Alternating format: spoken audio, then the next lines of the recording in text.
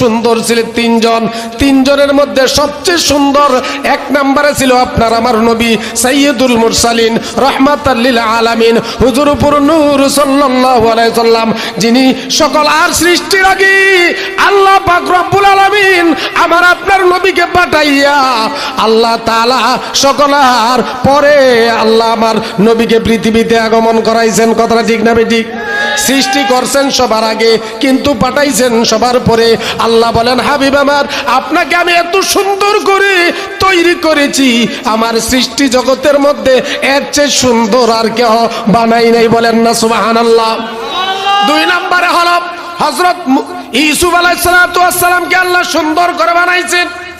ইউসুফ নবীর নাম আমরা শুনছি নি? আওয়াজ দিয়ে বলেন শুনছি কিনা? দুই নম্বরে হযরত ইউসুফ আলাইহিস সালাতু ওয়াস সালামকে আল্লাহ সুন্দর করে বানাইছেন। তিন নম্বরে আরেকজন ব্যক্তিকে আল্লাহ সুন্দর করে পৃথিবীতে পাঠাইছেন, যে সর্বপ্রথম ছিল ইহুদি, সে ছিল আমার নবীজির উম্মত, সর্বশেষ সে আল্লাহ রাসূলের সাহাবী হয়ে গেছে। তার নাম দাহিয়াতুল কলবি। জোরে সোরে বলেন সুবহানাল্লাহ। এত সুন্দর ছিল আল্লাহ রাসূল সাল্লাল্লাহু আলাইহি ওয়াসাল্লামের দরবারে যখন আল্লাহর জিবরাইল যখন ইহুদি নিয়ে কি করতেন, যখন সেই ওহী নিয়ে আসতেন, ওহী আল্লাহর রাসূলের কাছে জিবরাইল ওহী নিয়ে আসতেন কি আসতেন না? আল্লাহ রাসূল সাল্লাল্লাহু আলাইহি সাল্লামের কাছে জিবরাইল যখন ওহী নিয়ে আসতেন, ওই আল্লাহ রাসূল সাল্লাল্লাহু আলাইহি সাল্লাম তার সাহাবী দাহিয়াতুল কলবির সুরুত ধরে ওই জিবরাইল আল্লাহ রাসূলের কাছে কি করতেন, ওই ওহী নিয়ে আসতেন। দাহিয়াতুল কলবির একটা অভ্যাস ছিল, আল্লাহ রাসূল সাল্লাল্লাহু আলাইহি সাল্লামের দরবারে যখন আসতেন, হাসান হুসাইন আমার নবীর নাতি দুইজন ছিল। কথাটা ঠিক না ভাই? ঠিক। আমার নবীর নাতি হযরত হাসান হুসাইন, তাদের জন্য দাহিয়াতুল কলবি আমার রাসূলের সাহাবী মজা দুই পকেটে দুই ভাইয়ের জন্য কিছু মজা নিয়ে আসতেন। সুবহানাল্লাহ বলেন। দৈনন্দিন যখন মজা নিয়ে আসতেন, ইন দা টাইম আল্লাহর জিবরাইল হঠাৎ করে দাহিয়াতুল কলবির সুরুত দইরা আল্লাহ রাসূলের কাছে ওহী নিয়ে আসছে, আর পাশে বসে রয়েছে হাসান হুসাইন। সুবহানাল্লাহ বলেন। পাশে কে বসে রয়েছে? আল্লাহ রাসূলের নাতিরা হাসান হুসাইন রাদিয়াল্লাহু তাআলা আনহুমা দুইজন নানার দুই পাশে বসে রয়েছে। যখন দেখতে পাইল ওই দাহিয়াতুল কলবি তার নানার সাহাবী আস্তে আস্তে করে মজমার ভিতরে ঢুকতেছে, রাসূলের কাছে আসতেছে, তারা দুই ভাই গিয়া দাহিয়াতুল কলবিকে মনে কইরা জিবরাইলের দুই পকেটে হাত দিয়া পালাইছে। বলেন না সুবহানাল্লাহ। জিবরাইল ডাক দেয়া কয়, আল্লাহ, দাহিয়াতুল কলবি আপনার নবীর সাহাবী, তার সুরুত ধরে আমি আপনার বন্ধুর কাছে ওহী নিয়ে আসছি, কিন্তু আপনার বন্ধুর সাহাবী দাহিয়াতুল কলবি সব সময় আপনার নবীর নাতির জন্য দুই পকেটে মজা নিয়ে আসতো। আমি ফেরেশতা জিবরাইল তার সুরুত ধরে আসছি, আমি তো আজকে কোনো মজা আনি নাই। এখন যদি খালি হাত বের করে আপনার বন্ধুর নাতিরা মন খারাপ হয়ে যাবে, আপনার বন্ধুর মন খারাপ হয়ে যাবে। আল্লাহ ডাক দেয়া কয়, জিবরাইল তুমি চিন্তা কইরো না, আমার নবীকে না বানাইলে আমি কোনো কিছু বানাইতাম না, আমার নবীকে সৃষ্টি না করলে আমি আল্লাহ কোনো কিছু সৃষ্টি করতাম না। হাদিসে কুদসির মধ্যে আল্লাহ বলেন, আল্লাযী ক্বালা আল্লাহু তাআলা ফীহি লাউলা কালামা খলাকতুল আফলাক, হে রাসূল, আমি যদি আপনাকে সৃষ্টি না করতাম, আপনাকে যদি আমি আল্লাহ না বানাইতাম, 18,000 মাখলুকাত, আরশ, কুরসি, লৌহ কলম, আমি আল্লাহ কোনো কিছু বানাইতাম না। কথাটা ঠিক কিনা? ও জিবরাইল, আমার বন্ধু মুহাম্মদ সাল্লাল্লাহু আলাইহি ওয়াসাল্লাম কষ্ট পাবে, তার নাতিরা যদি খালি হাত বের করে, তুমি চিন্তা কইরো না, আমি আল্লাহ তাআলা জান্নাত থেকে তোমার দুই পকেটে আঙ্গুরের সরা পাঠাইয়া দিতেছি। বলেন না মারহাবা।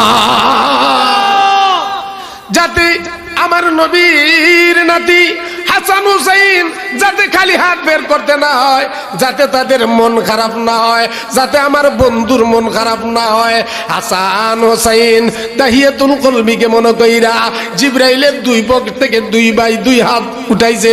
উঠাইয়া দেখে এত সুন্দর আঙ্গুরের সরা রে, এত সুন্দর আঙ্গুরের সরা কোনদিন আর দেখে নাই।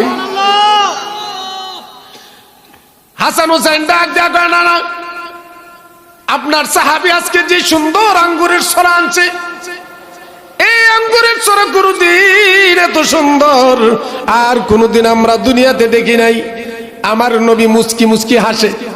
সুবহানাল্লাহ কোন আমার নবী, আমার নবীজি মুস্কি মুস্কি হাসে, কিছু বলে না।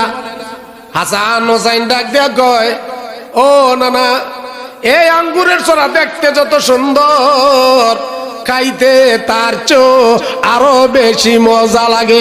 বলেন না সুবহানাল্লাহ।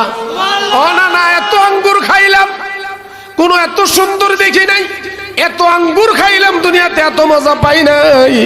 কিন্তু আজকে আপনার যেই সাহাবী আঙ্গুরের সর আনছে, এত আঙ্গুর মজা আঙ্গুর গো, এত স্বাদের আঙ্গুর আর কোনদিন দেখি নাই। বলেন না সুবহানাল্লাহ। আবার রাসূল দুই নাতির মাথার মধ্যে হাত দিয়া সুন্দর করে ডলা দিয়া ডাক দেয়া কয়, নাতিরা তোমরা কি জানোনি ওই লোকটাকে? কয় কেন? আপনার সাহাবী দাহিয়াতুল কলবি প্রত্যেক দিন আমাদের জন্য মজা নিয়ে আসে। আল্লাহ রাসূল মুস্কি হাসি ডাক দেয়া কয়, না রে না, আজকে দাহিয়াতুল কলবি আসে নাই, আমার সাহাবীর সুরুত ধরে সরাসরি আমার আল্লাহর জিবরাইল আমার কাছে দেখা করার জন্য আসছে। বলেন না সুবহানাল্লাহ। তোমরা দৈনন্দিন হাত দিয়ে ফেলো আমার সাহাবীকে মনে করে, তোমরা হাত দিয়েছো, খালি হাত বের করলে তোমাদের মনে কষ্ট যাবে। তোমার নানার খাতিরে তোমার নানা কষ্ট পাবে। এই জন্য আল্লাহ পাক রব্বুল আলামিন তোমার নানার সম্মানে জান্নাত থেকে আঙ্গুরের সরা তোমাদের জন্য পাঠায়া দিয়েছে। বলেন না মারহাবা। এটা দুনিয়ার কোন আঙ্গুরের সরা না, এটা সরাসরি আল্লাহ তাআলা জান্নাত থেকে পাঠাইছেন। বলেন না সুবহানাল্লাহ। তাহলে বুঝতে হবে হাসান হুসাইনের দাম কম না বেশি? আওয়াজ দেবেন, কম না বেশি? যারা আহলে বায়তের সদস্য, যারা আল্লাহ রাসূলের দ্বীনের জন্য, ইসলামের জন্য জীবন বিলাই দিছে, কিন্তু ঈমান দেয় নাই। কথাটা ঠিক কিনা? ও বাবারা, বন্ধুরা, ভাইয়েরা আমার, যেই কথাটা আমি আপনাদের সামনে তুলে ধরার চেষ্টা করেছিলাম, আল্লাহ রাসূল, আল্লাহ পাক রব্বুল আলামিন সারা পৃথিবীতে তিনজন মানুষকে সবচেয়ে বেশি সুন্দর করছেন। এক নাম্বার আমার নবী, দুই নাম্বার ইউসুফ নবী, তিন নাম্বার দাহিয়াতুল কলবি। সবচেয়ে কালো করে তিনজন লোককে আল্লাহ তাআলা পৃথিবীতে সৃষ্টি করেছেন। এক নাম্বার হলো হযরত লুকমান আলাইহিস সালাতু ওয়াস সালাম। নাম শুনছেন নি? এক নাম্বার হলো হযরত লুকমান আলাইহিস সালাতু ওয়াস সালাম। দুই নাম্বার হলো হযরত বেলাল রাদিয়াল্লাহু তাআলা আনহু। নাম শুনছেন কি শুনেন নাই? যিনি আশিক রাসূল, আমার নবীর ইসলাম গ্রহণ করিয়া উমাইয়ার কত কষ্ট সহ্য করলো। যেই উমাইয়া আমার রাসূলের উপরে মানার কারণে, কালেমা পাঠ করার কারণে, আল্লাহর জিকির করার কারণে উমাইয়া বেলালের দাঁতের বাহিরে জিব্বাই না পেরেগে মাইরা দিছে। বলেন না নাউজুবিল্লাহ। কথাটা ঠিক না বেটি? যাতে আল্লাহকে আহাদ আহাদ বলে ডাকতে না পারে, মুহাম্মদ সাল্লাল্লাহু আলাইহি সাল্লামকে ডাকতে না পারে, এই জন্য উমাইয়া এত কষ্ট দিছে, বেলালকে এত কষ্ট দিছে রে। দুনিয়ার মানুষেরা শোনো, গোড়াকে লাগাইয়া গোড়ার মধ্যে একটা দড়ি দিয়া দড়ির মধ্যে বেলালকে বাঁধছে, বেলালকে বাঁধিয়া গোড়া দৌড়াইছে, ওই দড়ির আগার মধ্যে বেলালকে লাগাইছে। ওই বেলাল এই পাথরের এই মাথায় লাগছে, ওই মাথায় পাথরের আগায় লাগছে, যার কারণে বেলালের রক্ত গোস্তের টুকরা টুকরা হইয়া শরীর থেকে জয়রা পইরা পাথরের কোনায় কোনায় আগায় আগায় বেলালের গোস্ত লাইগা রইছে। কথাটা ঠিক কিনা? আশিক রাসূল একমাত্র আমার নবীর প্রতি মুহাব্বত এবং ভালোবাসা দেখার কারণে, ঈমানের উপরে, ইসলামের উপরে কালেমা পড়ার কারণে তার এই কষ্ট সে করতে হয়েছে, কথাটা ঠিক কিনা? আল্লাহ তাআলা আনহুর গোলাম, বলেন না সুবহানাল্লাহ। উম্মে মাহাজা অত্যন্ত আল্লাহওয়ালা পরহেজগার আশেকে রাসূল ছিলেন। যেই মানুষগুলো উপরে কালো ছিল, চামড়া কালো ছিল, চেহারা সুরত ভালো ছিল না, তারা কিন্তু বিতর্কতভাবে আল্লাহর কাছে, তার হাবিবের কাছে দুধের চেয়েও পরিষ্কার ছিল এবং তাদের ঈমান ছিল পাহাড়ের চেয়েও বেশি বড়, বলেন না সুবহানাল্লাহ। যেমনই ভাবে আল্লাহ রাসূল সাল্লাল্লাহু আলাইহি ওয়াসাল্লাম কেমন সুন্দর ছিলেন।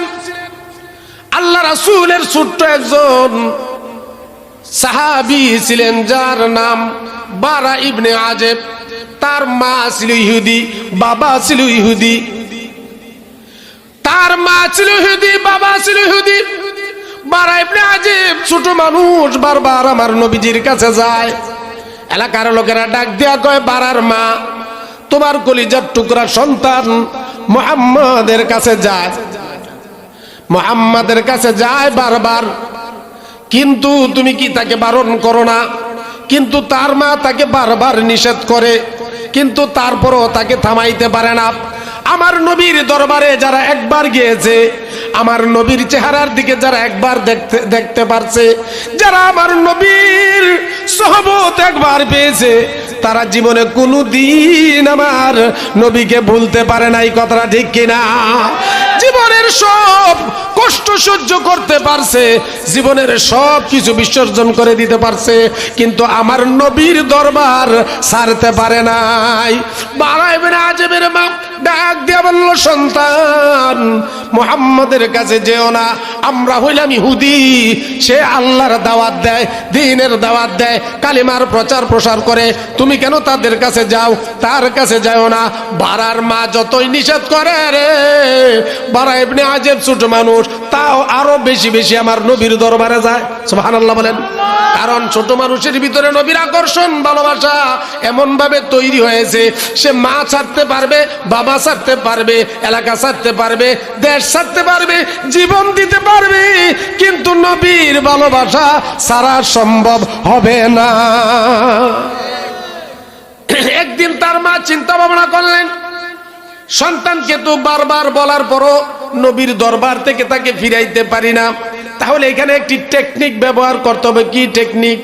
তখন বললেন, তোমার নবীকে আমাদের বাড়িতে একদিন দাওয়াত দাও, আমরা তোমার নবীকে ভালোভাবে আপ্যায়ন করব, খাওয়াবো। ওই মহিলার মানি হলো, আমার ছেলের নবীকে